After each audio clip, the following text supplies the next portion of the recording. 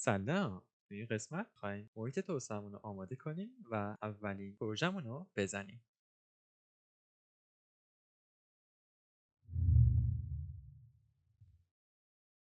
خیلی خوب. اولین قدم نصب یک ادیتور هست که بتونیم کدامون رو بزنیم. مرورگر سیستمتون رو باز کنید. سرچ کنید دانلود VS کد. از سایت رسمی خودش نصبش می‌کنیم. من چون ویندوزم 11 روی ویندوز 11 کلیک می‌کنم. اگه 10 هم هست همین رو بزنید. یکم دیگه شروع می‌کنه به دانلود کردن. بعد از اینکه دانلود شد فایل نصبی رو باز کنید. اینجا تیک اکسپت رو بزنید. نکست. مسیرش همین اوکیه. نکست رو بزنید. بازم نکست. اینجا تیک همه رو بزنید. این دوتا مخصوصا اینو بزنید که اینجا واسهتون یه شورتکات میسازه. نکست و اینستال. تیک لانچ رو بزنید و فینیش. خیلی خوب. محیط اولیه VS Code به این صورت هست. افزونه هایی که نیاز داریم واسه این دوره یکیش لایو سرور هست. خیلی خلاصه بخوام بگم کاری که میکنه اینه که کدی که میزنیم و در جا خروجی برامون نشون میده. نیازی نیست صفحه رو رفرش کنیم. داخل VS Code از سمت چپ این گزینه رو بزنید و به extensions قسمت سرچ بنویسید لایو سرور. اولی که بیشتر از 70 میلیون دانلود داره رو نصب کنید. خیلی خوب نصب شد. الان من میخوام یک سری اکستنشن های دیگه برای زیبایی VS Code نصب کنم. اوتو رینیم تگ این که واسه زیبایی نیست، اینو واسه HTML میخوایمش. اولی که 20 میلیون دانلود داشت رو دانلود کنید. اکستنشن بعدی کربن پروداکت آیکونز اولی 300,000 تا. کاری که میکنه اینه که آیکون های قسمت سمت چپ رو خوشگل‌تر میکنه یکم. اکستنشن بعدی این هستش. دقت کنید آیکونزش نتمش. اینستال رو بزنید. عکس فایلاتون رو خوشگل‌تر میکنه. بعد از اینکه نصب کردید بهتون میگه که کدوم نسخه‌ش رو میخواید. همین اولی رو بزنید فعلا. میتونیم جلوتر عوض کنیم. بهتون میگم چجوری عوض کنید. اکستنشن بعدی بیتس تم هستش. بیشتر از 100,000 تا دانلود اینستال و من نسخه دارک سافتش انتخاب میکنم. میتونید روی این کلیک کنید و بهتون میگه کدومو میخوایدش. من دارک سافت. و اکستنشن آخری هم error lens که اگه خطایی داشتیم همینجا نشون بده. خیلی خوب اکستنشن همون تموم شد. کاری که باید بکنیم اینه که این پایین علامت منیج رو بزنید. settings توی قسمت سرچ کنید ساید بار. به قسمت workbench ساید بار لوکیشن. اینو من میذارم روی رایت. چرا؟ چون که موقع کد زنی ما زیاد این ساید بار رو باز و بسته میکنیم و کدمون چپ و راست میشه. اگه سمت راست باشه کدمون چپ و راست نمیشه. خیلی خوب. حالا باید یک مرورگر نصب کنیم و مرورگری که پیشنهاد میکنم مرورگر کروم هستش. اگر نصب ندارید با هر مرورگر دیگه ای که روی سیستمتون هست بازش کنید. سرچ کنید دانلود گوگل کروم. سایت خودش رو باز کنید. اینجا دانلود کروم رو بزنید و نصبش کنید. دلیل اینکه مرورگر پیشنهادی کروم هست به خاطر اینه که خروجی که من میبینم ممکنه با خروجی که شما میبینید متفاوت باشه اگه از یک مرورگر دیگه‌ای مثل فایرفاکس استفاده کنید. پس واسه یه تجربه بهتر لطفاً مرورگر کروم یا مرورگرهایی که هستشون کرومیوم هست استفاده کنید. میرسیم به ساخت اولین پروژمون. داخل صفحتون یک فولدر جدید ایجاد کنید به نام My Project. کاری که الان باید بکنیم اینه که این فولدر رو با VS کدمون بازش کنیم. راه ها زیادن. اولین راه اینه که کلیک راست کنید.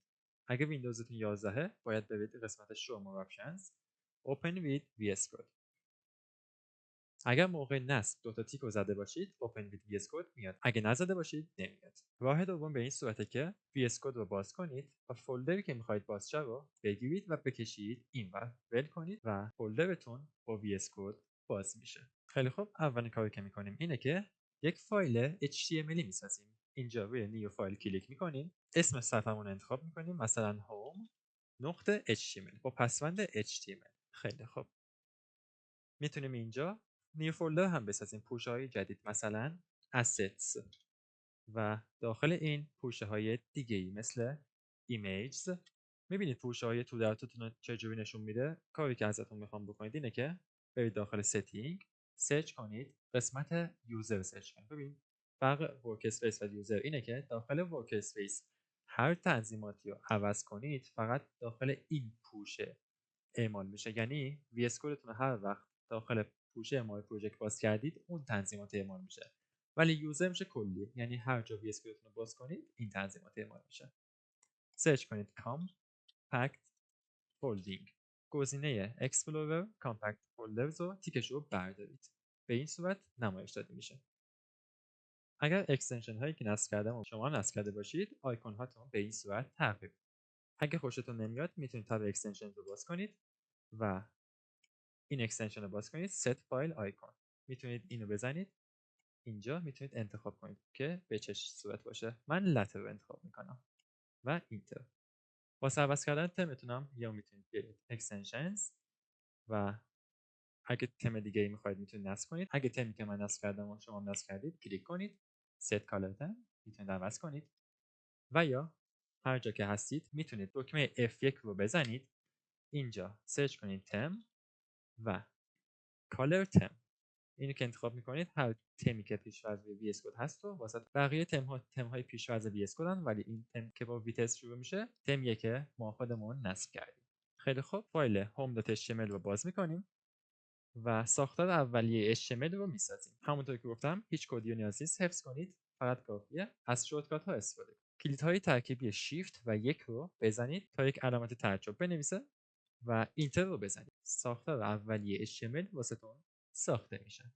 این که هر کدوم از اینا چیان توی ویدیوی بعدی بهشون میرسیم. الان فقط داخل بادی من میخوام بنویسم سلام و وقتی این علامت دایره اینجا میاد یعنی اینکه تغییراتی که اعمال کردیم سیو نشده. میتونید با کلیدهای ترکیبی کنترل اس سیوش کنید و وقتی سیو میکنید دایره میره. اگه یه تغییر دیگه ایجاد کنم دوباره دایره میشه. میتونید کنترل اس رو دوباره بزنید و یا قسمت فایل یکم بیایید پایین اتو سیو و تیکش رو باز کنید. الان سلام دوستان رو پاک میکنم، میبینید خودش دیگه خودکار سیو میشه. نحوه اجرا گرفتن از پروژه به دو صورته. یکیش که بدون اکستنشنه، میتونید پوشه که ساختید رو باز کنید. اینجا هوم رو میبینید، بازش کنید و با مرورگر واسهتون خروجی رو نمایش میده.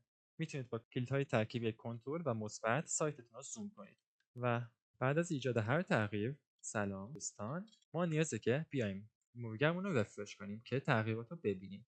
خیلی خوب، ما اکستنشن لایف سرور رو نصب کردیم که هر تغییری دادیم در جا ببینیم. خب از این اکستنشن چجوری استفاده کنیم؟ فقط کافیه کلیک راست کنید و Open with Live Server رو بزنید. خودش با مرورگر کروم واسط باز میکنه به این صورت.